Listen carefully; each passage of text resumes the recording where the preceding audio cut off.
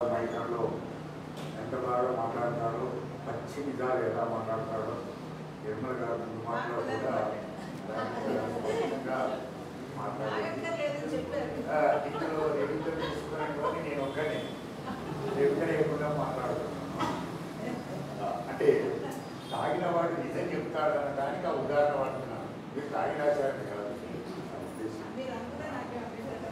పర్వాలేదు.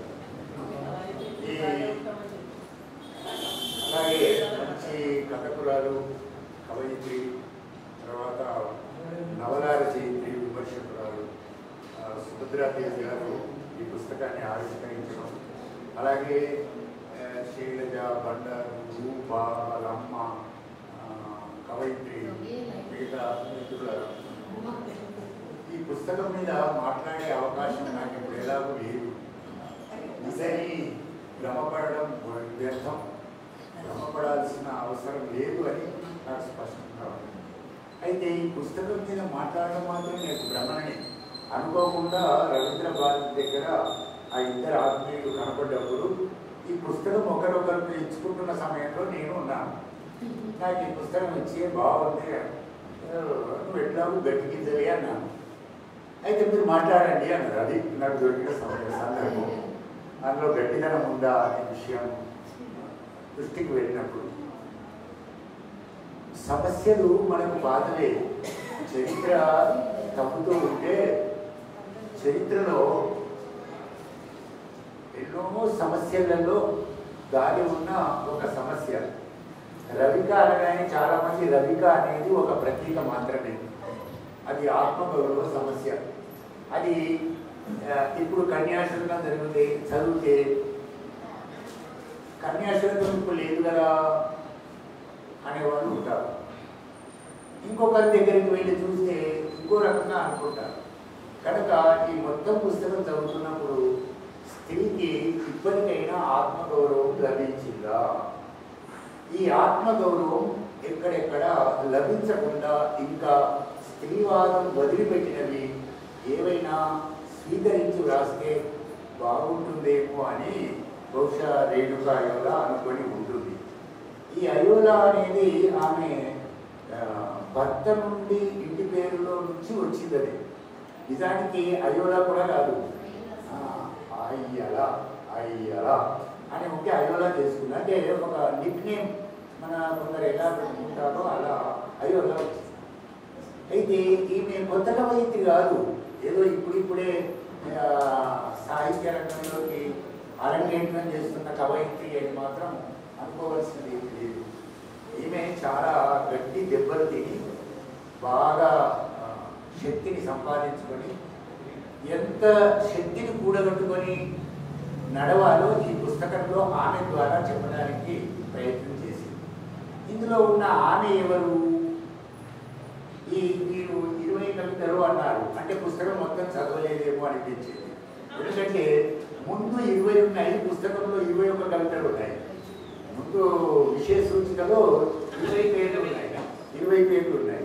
పుస్తకంలో 21 కవితలు ఉన్నాయి. అది ఒక చాలా మంచిది. నేను మాట్లాడకపోయినా పర్వాలేదు. ఈ 21 కవితల్లో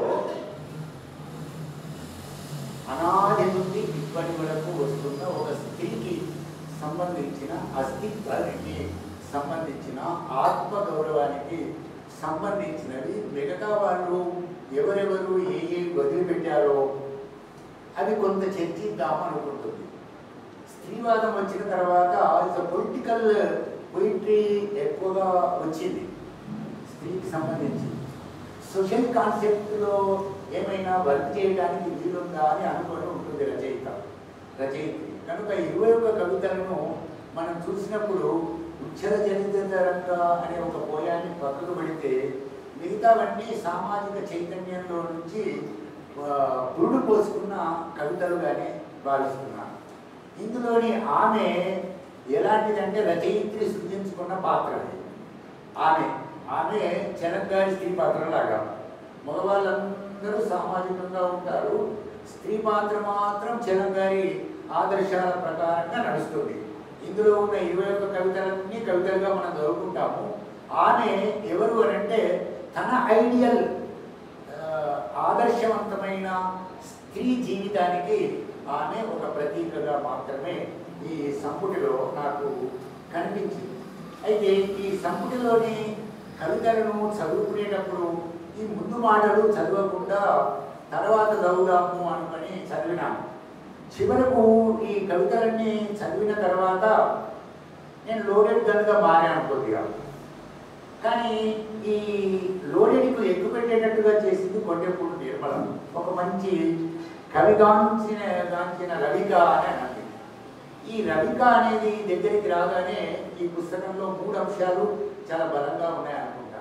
ఒకటి, స్త్రీకి భౌతిక దేహం మీద ఎలా ఈ సామాజికమైన ఆధిపత్య సమాజం ఎలా ఆమెను లొంగదీసుకోవడానికి ప్రయత్నం చేసేది ఉందో ఈ భౌతికమైన దానికి ఒక ప్రతీక. ఇందులో కొన్ని కవితలు కేవలం రవిక ఒకటే కాదు, కొన్ని కవితలు భౌతిక హింస ఏదైతే ఉందో ఆ భౌతిక హింసని ఎలా చెప్పాలి అనడానికి ఒక ఎత్తుగడగా రవికను వాడుకున్నది అనిపిస్తుంది. అయితే అది అమ్మమ్మగా, వాళ్ళ బ్రాహ్మణులగా, మిగతా వారిగా, అంటే సమాజంలో రచయిత ఎక్కడి నుంచో ఒక వస్తువు తెచ్చుకుంటాడు. అది ఈనాటికి రెలవెన్స్ ఉందా లేదా అనే దగ్గరికి వచ్చి చూసినప్పుడు కన్యాశుల్కం మనం చదువుతాం లేదు, కానీ కన్యాశుల్కంలో ఉన్నది ఇప్పటికీ అది మనని వెంటాడుతున్న సందర్భమే అలాంటిది అన్నమాట.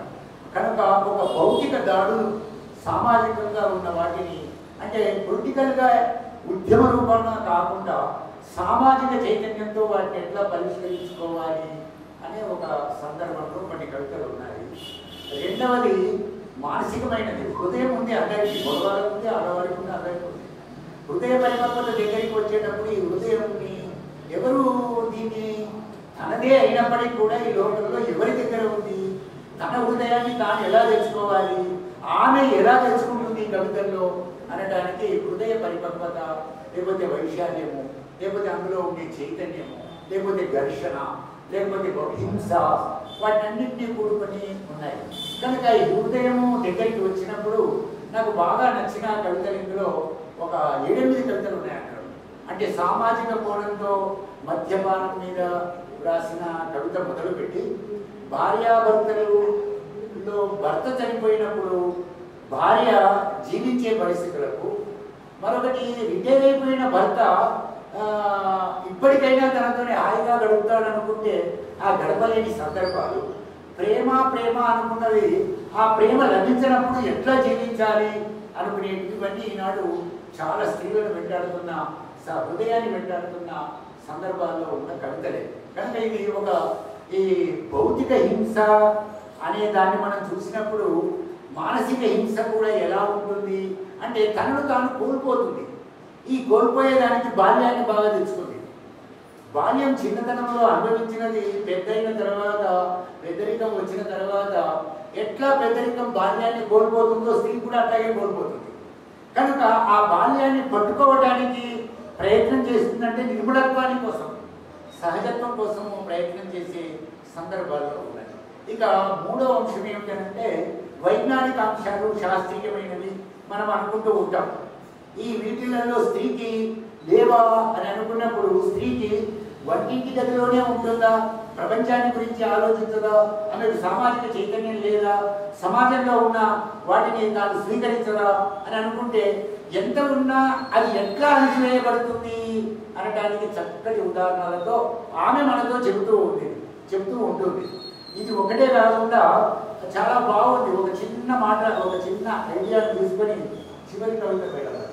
చిన్న సందర్భాన్ని తీసుకొని శరీరంలోని ఒక అవయవం కోల్పోతున్నప్పుడు వచ్చే బాధలు ఎలా ఉంటాయి అనేది ఒక అంశము. ఆడపిల్లలు, మగపిల్లలు కలిగిన వారు ఒక రకంగా, అసలు పిల్లలు కలగని వారే ఒక రకంగా, మగపిల్లవాడు కలిగినప్పుడు ఆ టార్చర్, ఈ సామాజికమైన రుగ్మతల్లో నుంచి ఆమెను ఎదిరించడానికి ప్రయత్నం లేక తన గర్భాన్ని తానే తీసుకొని వేదనకు లోనయ్యే ఈ అంశాలను కూడా ఇందులో చెప్పింది. చాలా తెలియని అంశాలను తెలుసుకున్నది ఆమె ఇందులో. ఈ సహజంగా దేహము అందరికీ ఉంటుంది, కానీ ఒక అవయవం వచ్చినప్పుడు ఆమె ఒక కొత్త కోణంతో ఆ కవిత రాసింది. అంటే పుస్తకం లేదా ప్రతి కవిత ఒక కొత్త కోణంతోనే రాయడానికి ప్రయత్నం చేసింది. ఏమిటది అని అంటే మనకు ఆరో చెయ్యిలో కన్ను పోతూ ఉంటుంది. పోయినప్పుడు డాక్టర్ గారు ఏం చెప్తారు, కన్ను పోతే మరొకరికి కన్నిస్తారు. ఆ కన్నుతో వారికి జీవితంలో ఈ ప్రపంచాన్ని చూసే శక్తి లభిస్తుంది. ఇది అందరి కవితో రాస్తారు. కానీ మరొకరి అవయవంతో జీవిస్తున్నాము అనే దాన్ని ఆ క్షణంలో నిర్ణయించిన సందర్భం ఏదైతే ఉందో ఈ సమాజానికి కావాలి అనేదే చాలా కీలకమైన అంశం. అందులో చాలా అద్భుతంగా ఆమె చెప్పడానికి ప్రయత్నం చేసింది. కనుక ఈ 21 కవితల్లో నగ్న భుజాలు అని పేరు పెట్టింది. అదే రవిక. నాకు బాగా నచ్చింది ఏమిటంటే కవితా సంకలనంలో ఉన్న 21 పేర్లకు బదులు ఒక కవితలో ఉన్న రవిక అంశాన్ని తీసుకునే పుస్తకానికి పేరు పెట్టడం గౌరవం, చాలా గొప్ప విషయంగా భావిస్తారు. ఆమెలో కవిత తీసుకుని ఆ కవితని పేరు పెట్టుకోవడం అది సాధారణంగా సాహిత్య రంగంలో వస్తున్న అంశం.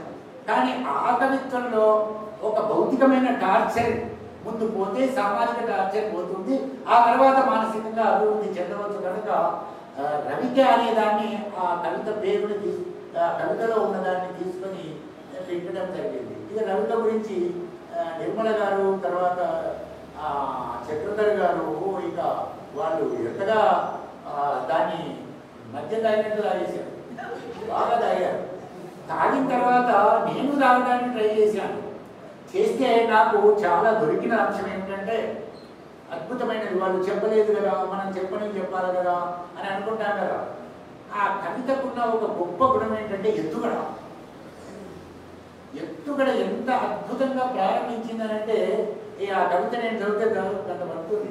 అందులో వారైతే 5 చోట్ల కోట్ చేశారు. కవితలో 2 పాదాలు 2, 6, 7 స్టాంగాలు ఉంటే 2 వదిలిపెడితే మిగతాన్ని వాడుతుంది. ఆ 2 చదివితేనే ఇప్పుడు 10 నిమిషాలు అవుతుంది. కనుక ఎత్తుగడ అనేది కవికి చాలా కీలకమైన అంశం. ప్రతి మనిషి కూడా ఎదుటి వ్యక్తితో మాట్లాడినప్పుడు ఎత్తుగడతోనే మాట్లాడతాడు. ఆ హృదయంలో ఉన్న లోతును తెలుసుకోవడానికి మాట్లాడుతుంటాం. ప్రతీకల ద్వారానో ఏదో ఒక అలంకారం ద్వారానో మనం మాట్లాడుతుంటాం. చాలా అద్భుతంగా ఎత్తుగడ చేసింది. ఏ కవితైనా కవిత్వం ఎత్తుగడ చేయవచ్చు.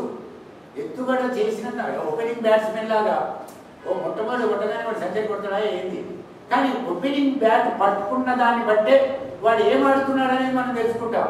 నాలంటి బ్యాట్ పెట్టుకున్నాడు అనుకో, బాగా ఆట తెలిసిన వాడు బ్యాట్ పట్టుకోవడంలోనే నైపుణ్యాన్ని గ్రహిస్తాడు. ఒక డాన్సర్ స్టేజ్ మీదకి వెళ్ళగానే ఆమె 2 అడుగులు వేయగానే ఆమె ఎంత అద్భుతమైన డాన్సర్లో డాన్స్ చేసేవాళ్ళు పసిగడతారు. అది ఎత్తుగడ. అది కేవలం మనం అయస్కాంతం ఆకర్షించినట్టుగా ఎత్తుగడ ఆకర్షిస్తుంది. నిజానికి ఇనుమును అయస్కాంతం ఆకర్షించినట్టుగా ఎత్తుగడ. చాలా మంది ఏం చెప్తారంటే ఎలుకను పట్టాలంటే బోన్లో ఏదో ఒక పదార్థం వేస్తే ఎలుక వస్తుంది, ఇక పడ్డ ఎలుకతో ఇక మనం నడిపించవచ్చు అని కొందరు ఎత్తుగడలు వేస్తారు. నిర్వహణ చాలా అద్భుతంగా ఉంది. ఇందులో ఎంత కెమెరా చేసిందనంటే తన చుట్టూ ఉన్న ప్రపంచాన్ని అంతా కెమెరా చేసింది. ఆ క్యాన్వాస్లో ఆమె కొత్త విషయాలు కూడా చెప్పింది. ఏమనంటే ఈ రవికకు సంబంధించినది మన భారతీయ చరిత్రలో ఎక్కడైనా ఉందా? ఉంది.